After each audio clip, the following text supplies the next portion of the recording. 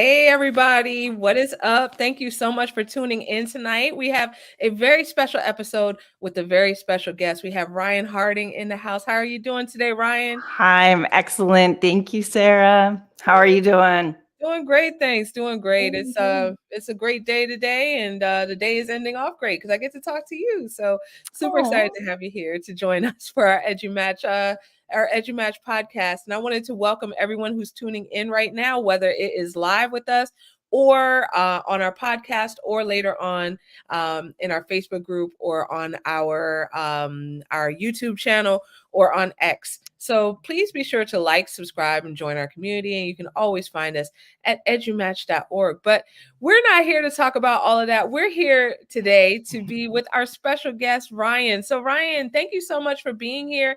Could you please tell everyone a little bit about yourself and Magic Portal Books?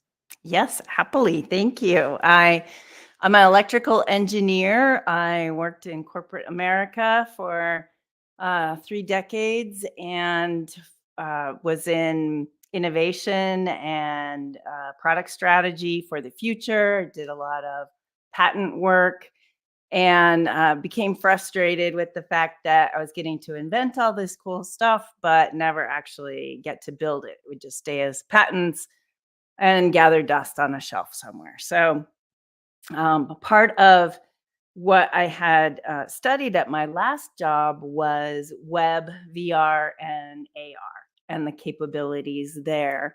Um, I also am an artist, so I didn't want to be a starving artist. So I went into engineering instead. But I still love my art, and I had done some children's books illustrations years and years and years ago. And the woman, contacted me. She wanted to do some more books, and I thought, how do you differentiate between the millions of kids' books out there? And as I was also doing my research on the AR and VR, I saw a blog one day that said, the 10 best kids books with AR. And I thought, oh, well, perfect. That's easy, right? So it's been a 4-year journey to develop the prototypes and the minimum viable product and get a lot of feedback from the community, and then figure out how the heck to sell it, and whether to go nonprofit or profit. So I decided I would do profit and then give to nonprofit. So I give to educational foundations. Oh, that is fantastic. So that is definitely a magical journey indeed. It sounds like everything just kind of, all the pieces just kind of aligned, and you now have, Over time. yes, yes, indeed. And now you have this Magic Portal Books. So, Magic Portal books. Yes. So I've got one of them here. I can grab it. I didn't open it already. Sorry. Just got these back. So this is ooh, the hot off the third press. printing. And this is Sherman, the Tucson tortoise. So it is an interactive book. It is, since it is web based, you just simply point your phone or at the QR code, or kids can use their tablets, and it reads like a regular book, but it also does image recognition. So every single page in the book will take you to a particular scene where you can learn and interact and, explore. And that was really kind of the premise of what I wanted to be able to do with it, because I used to spend hours in Google Earth VR, and you could go everywhere. I'd go to Ayers Rock, and then I'd be in, I decided to go to Victoria Falls, and then I'm like, oh, I haven't been to Stonehenge. Maybe I'll go there, all in one night. But you go and it's static. You don't hear anything. You can't click on anything. You don't know if there's, you don't know where you are half the time, except I can figure out Stonehenge. So, so I thought, I would love to have kids be able to do that. but to be able to interact and learn and know about it. And so that's what I put together. So it reads as a regular book, but the kids can then go in and explore. So I have a few of them up here that I can show. Yeah, we'd love to see that.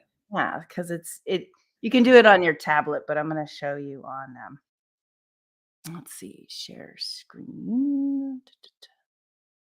You do. Well, I've only got the one monitor here, so we're going to have to do it this way. Let me do a window and that one. All right, let me know. Can you see the let's see, Not just yet. share. Okay, Here we go. Got over. it. All right. Ooh.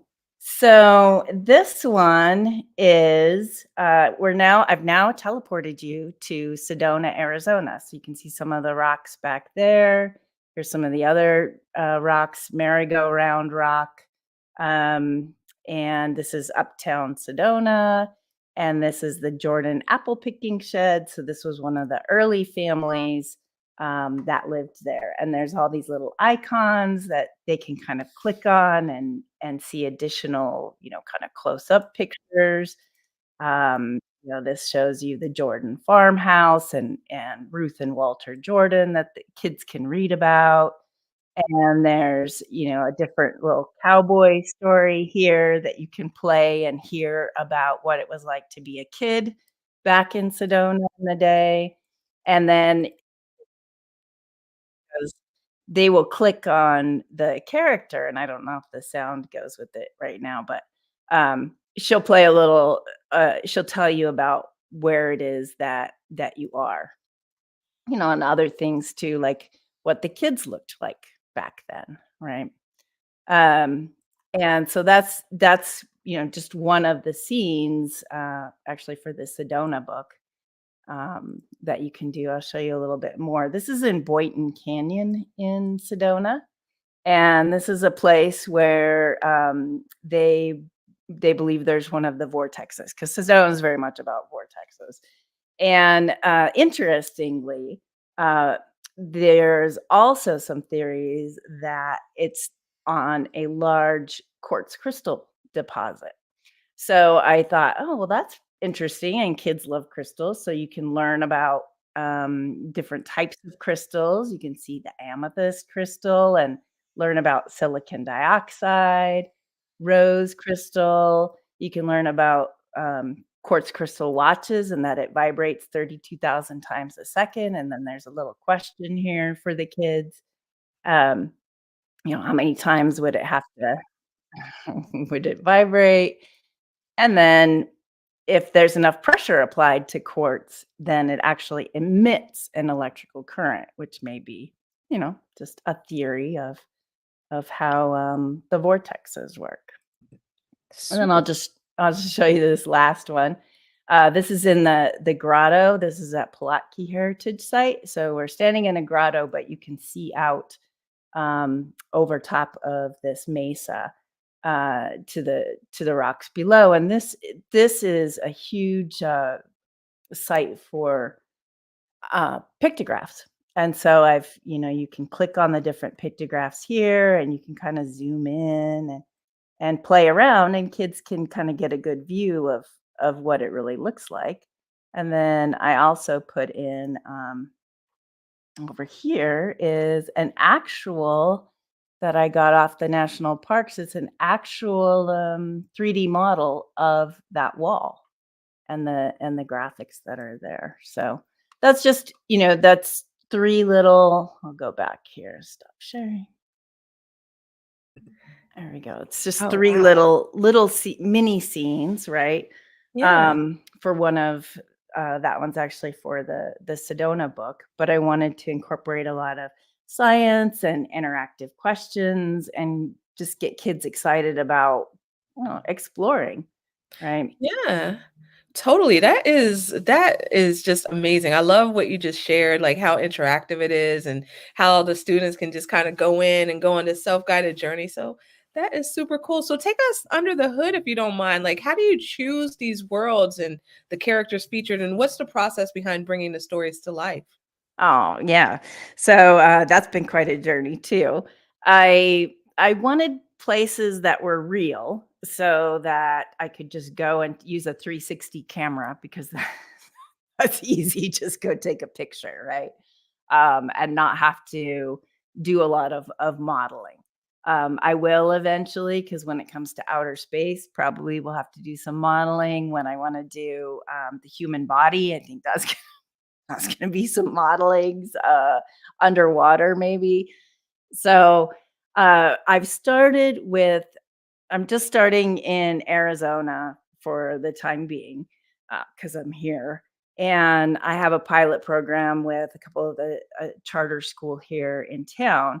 And so they help me a lot understand the standards, the curriculum. I've hired some other consultants to help me with that. But I'm trying to put something together first for Arizona, so it would hit all the social studies curriculum, a lot of the science, and of course the English language arts piece of it. Throw in some math here and a lot of geology, and whatever lends itself to that particular area. So I started with Tucson and Sedona. The third book that's coming out is about Cochise County. So that's going to talk about Bisbee and Tombstone and the mining that went on there, as well as Cochise Stronghold, the Apache Nation, a little Mexico being on the border there. And then I'll go to the Grand Canyon. So it will cover that area. And after that, I'm looking for people that can help because I can only do so much. Yeah, I do all of it, but it takes a really long time. I mean, 4 years later and I basically have two books. Um so I'd love to scale and I think kids would love it. Teachers really enjoy it. It's great because they can explore, so you can be as involved with them as you want, or just let them have fun. If they're not interested in something, they just scan a different page. They can do as much or as little as they want. Totally, totally. So this is fantastic. Really looking forward to seeing all of the great developments that are coming out. Loved hearing that you are expanding and looking to go beyond Arizona. So how could our audience get involved with you? Like, how can they connect with you? Oh, that's such a great question. I am I'm looking for anyone and everyone who is interested at all in helping kids learn and get excited about the world around them.